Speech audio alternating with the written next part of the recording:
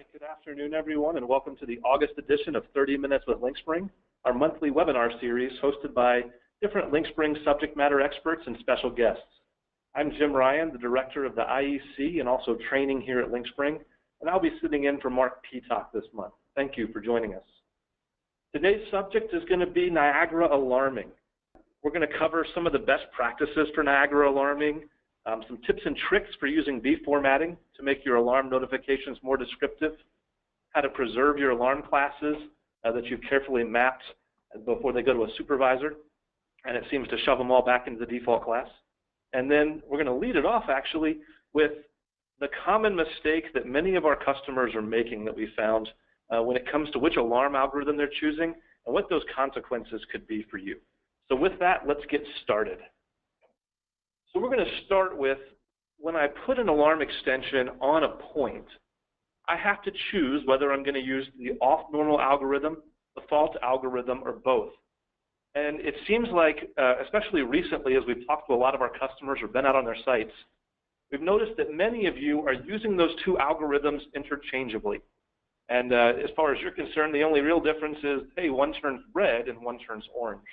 Well, in reality, there's one other real key difference there, and that is that off-normal algorithms continue to send their value to downstream objects, and those objects still use that value. It just acknowledges that that value is off-normal.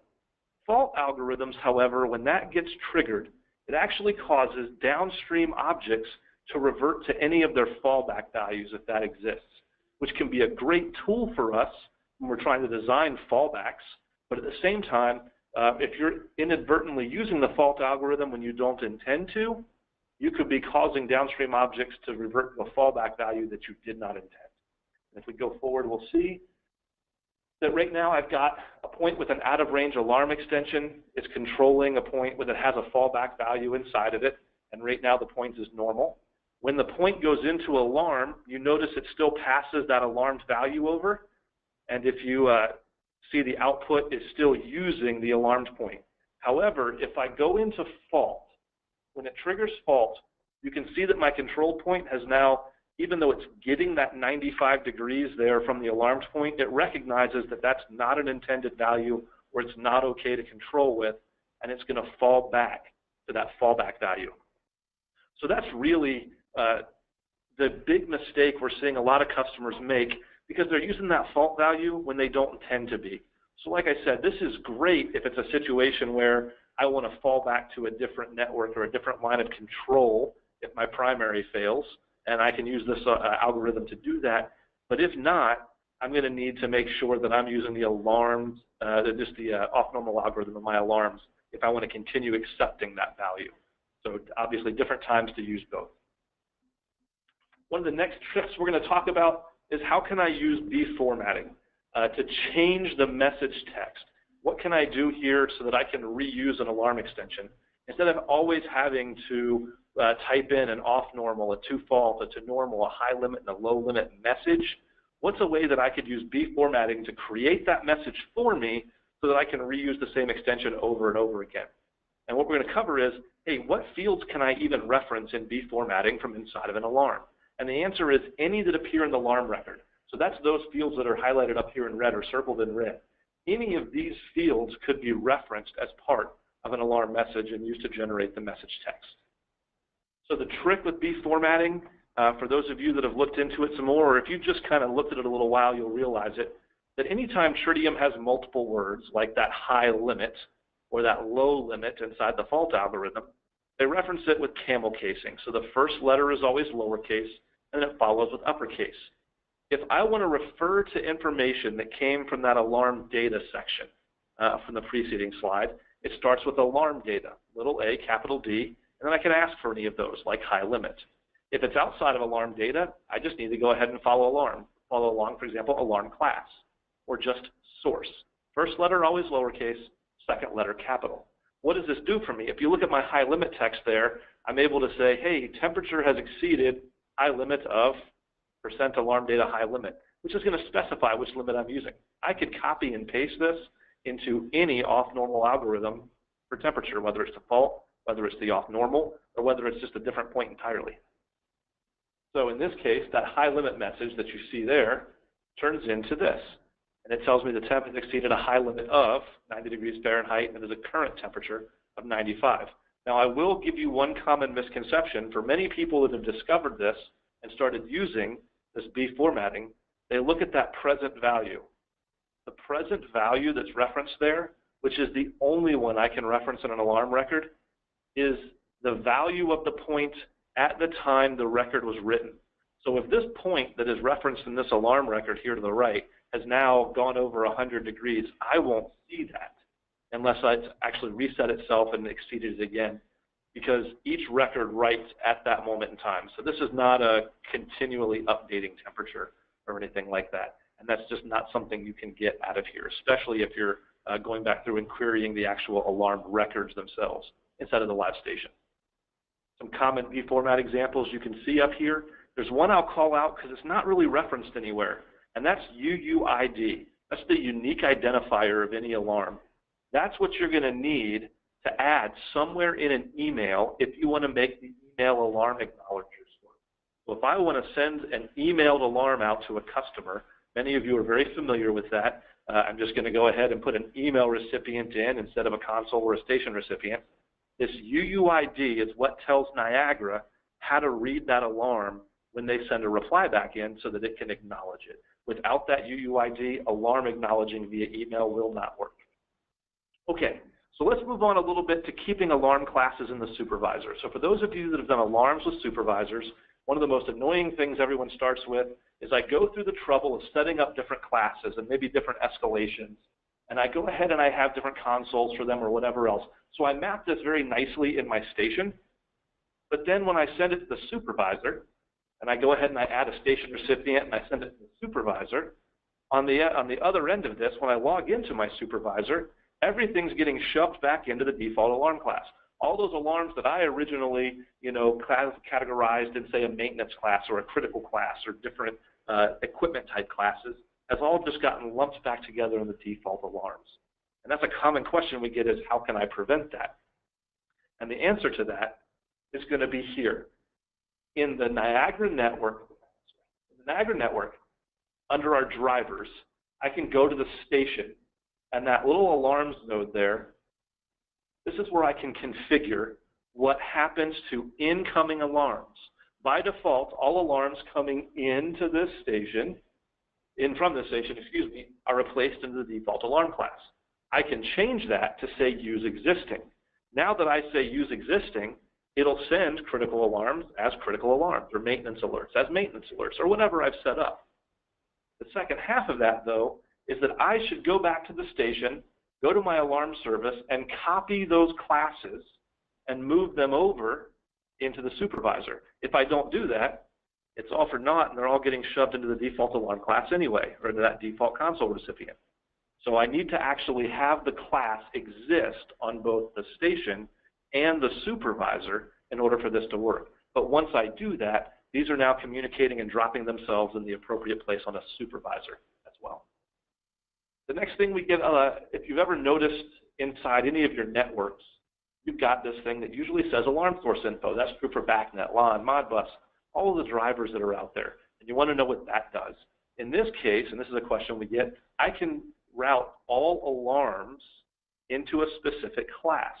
So it's me basically defining the alarm class for any alarms that come from that network. That's like when the network goes down and loses communication, when it goes stale, or when there's any of those type of faults with the network. It tells me what class it's going to. I can map that out of the default class and into a class designed to alert people who need to know the network has gone down. This is not where I handle alarms that come from the BACnet network, like objects in the BACnet network. This is specifically what happens to alerts about the BACnet network.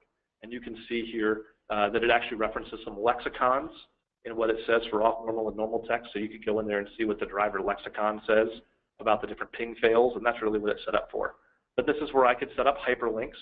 So I could actually have a hyperlink to a page, for example, that covers the BACnet network if the BACnet network goes an alarm, a different sound file, alarm icon, etc. Just like I can with a normal alarm that I put on a point, these are the alarms that control a network. And so that's where those are located for those of you that haven't seen that before. Okay. The next piece we're going to cover is the Alarm Console options.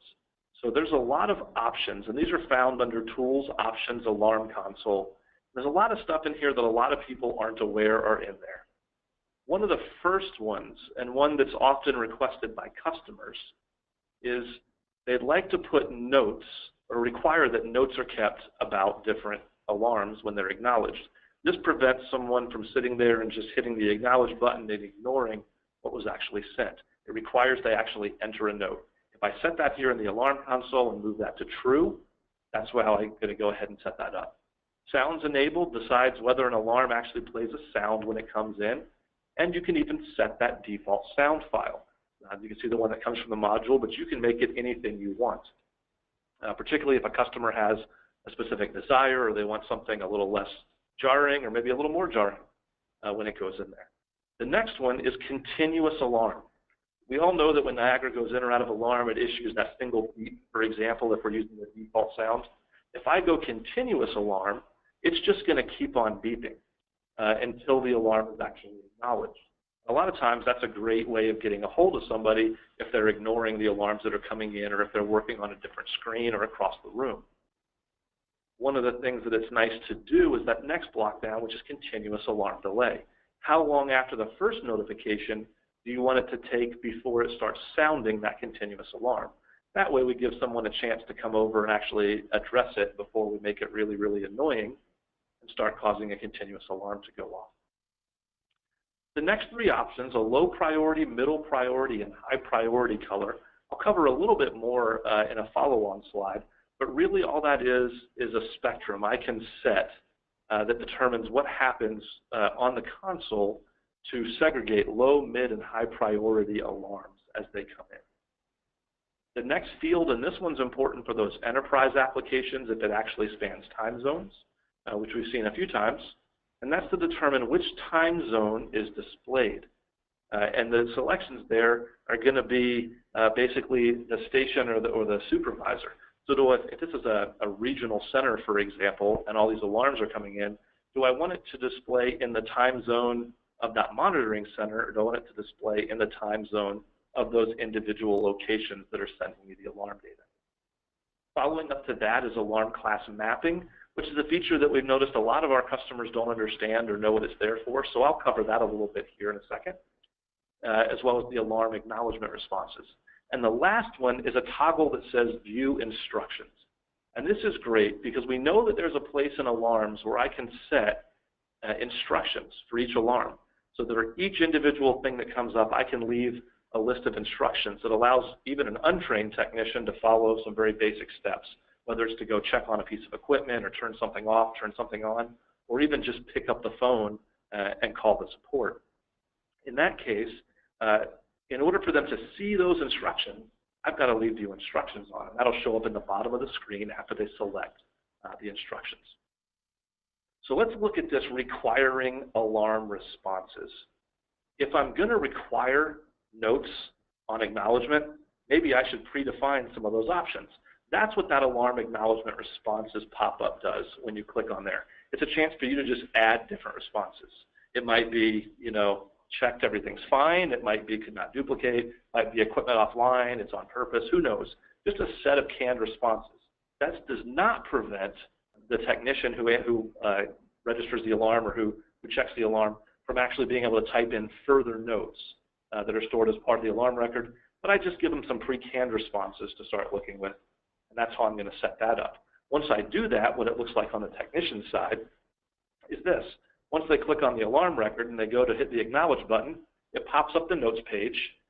And over here on the right-hand side where that drop-down is, it gives them the drop-down of the pre-canned options. If they don't like those pre-canned options, in the field beneath that, they can type in anything they want. And you notice that those notes are always registered with the date and time as well as the user that answered it. So that way we can always track it back to who was logged in at the time and what they stated about that particular alarm. All right, the next function I'm going to talk about is alarm mapping. What alarm mapping does is almost like lets you set in batch a hyperlink, an icon, and a unique sound for an entire class of alarms.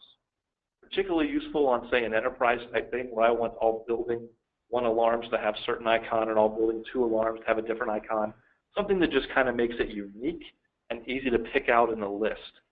It can also generate a hyperlink. So if I get an alarm from the building 1 Jenny's, I want to jump to the status pages of those Jenny's or of those systems. And so the way this works is I click on the alarm class mapping, and I get alarm class definitions and the class definition mapping. I edit or do a new definition up top, and you see this little screen here, and I can put a name in there. In this case, I put building 1 alarms. I can choose a unique icon. So now all of my building 1 alarms, I want to have the asterisk icon. And I can choose a hyperlink. Where do I want it to jump to? Now in this case, I didn't jump it anywhere special, but I could jump it to, say, a building 1 status page, something like that.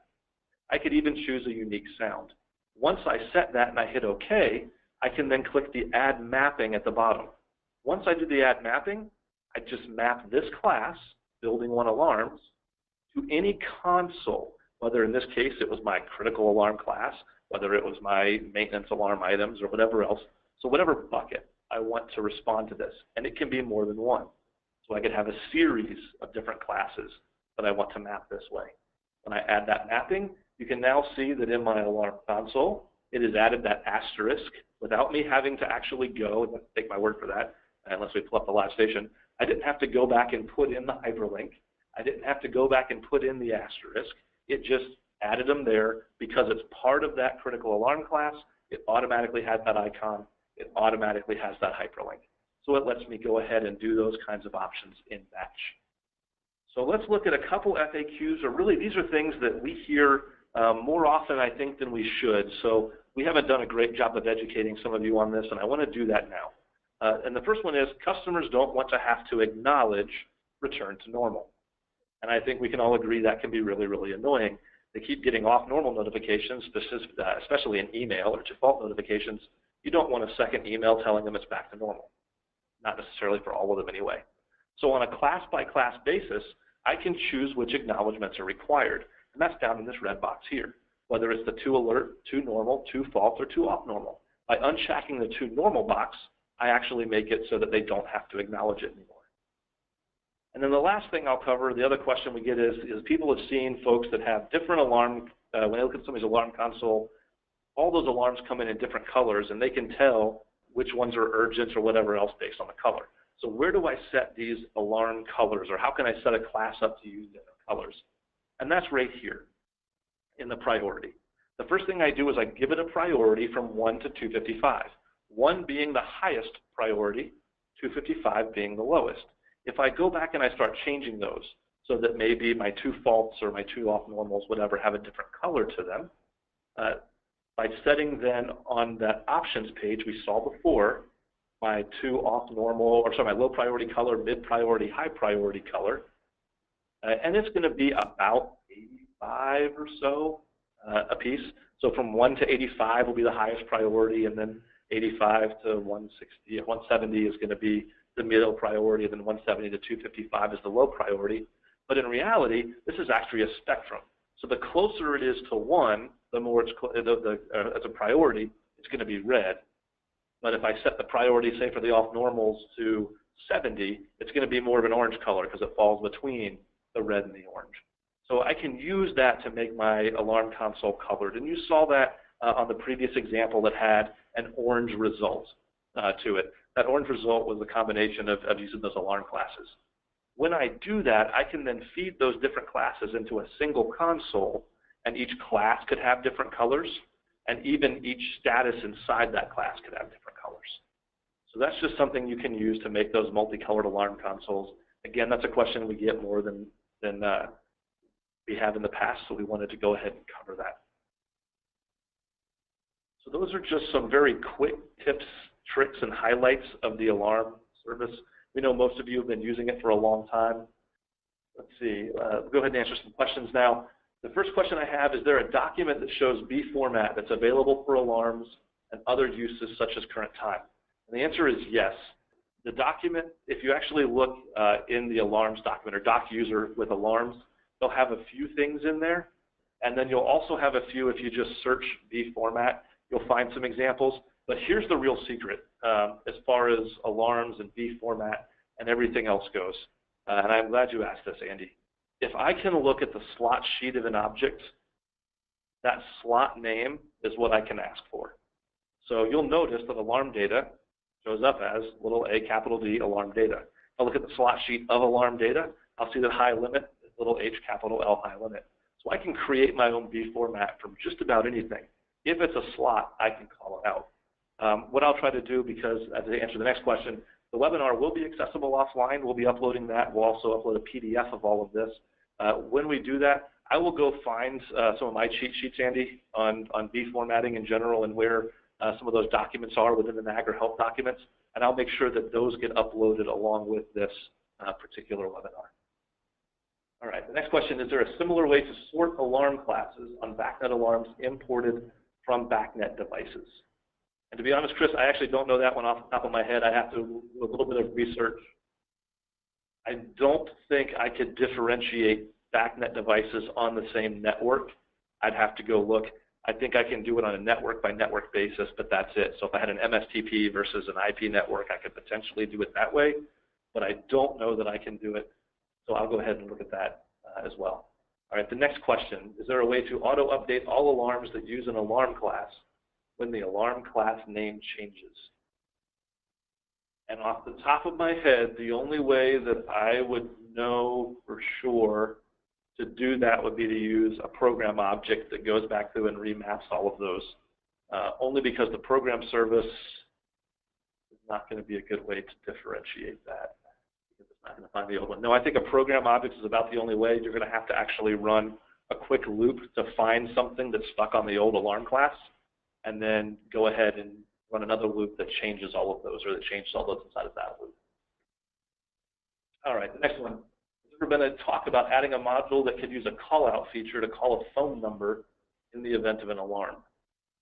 And to that, I'm not sure. I know we have modules, both the SMS module as well as an email to the SMS function, but I don't know that I've seen anyone do one that actually allows it to physically call out. Problem being, you'd have to find, and I wonder now with VoIP if that's possible. So I tell you what, Daryl, I will do a little bit of research and find out if anybody's looked at it. Not that I've heard of, but I don't know how difficult it might be to do that. And then N4 alarms not updating when the HTML5 web view, and is there a way to get the console to auto-update? Not that I have found. So the workaround that we've suggested for different browsers, it's possible to get a small plugin that auto-updates the screen. That would be the easiest way, I think, to do the auto-refreshing N4 alarms. We notice the same thing. The problem is that HTML5 just isn't auto-refreshing when it does that. And it looks like Chris says you can bulk edit alarm classes in the Alarm Extension Manager. And I say that's one of the things that I would actually look at. I don't know that I've tried that recently. I haven't had a lot of experience with that. But we may look into it. Is it possible to add a view of the alarm console to a report pane and email alarms on a regular basis? Well, I can add an alarm console to a PX, but I don't think the reporting module supports an alarm console. In fact, I know the reporting module does not support an alarm console. That's a feature we could look into on development side and see if that's easy or difficult to do. I'm not sure why they wouldn't. Specifically, if you're looking for triggered reports instead of manually exporting a PX view, that's why I don't know that that's entirely possible. But the report pane itself isn't meant to handle an alarm console, so we'd have to look into that. So I've got a couple things that I'm going to go talk to our professional services department on and see if I can't get a better answer for you. And we'll post the answers to these questions as well as the questions themselves when we upload this webinar. And like I said, Andy, I'll try to get my cheat sheets together for alarms and some of the other things like time and user, those kinds of formatting issues. Get those all up as part of this webinar. We hope you've enjoyed today's webinar, that you've learned more about Niagara Alarming. We look forward to seeing you next month. We really do appreciate you joining us today. If you have any questions, please reach out to us at marketing@linkspring.com, and you can look for the information here shortly once we get the webinar converted and uploaded. Thank you all.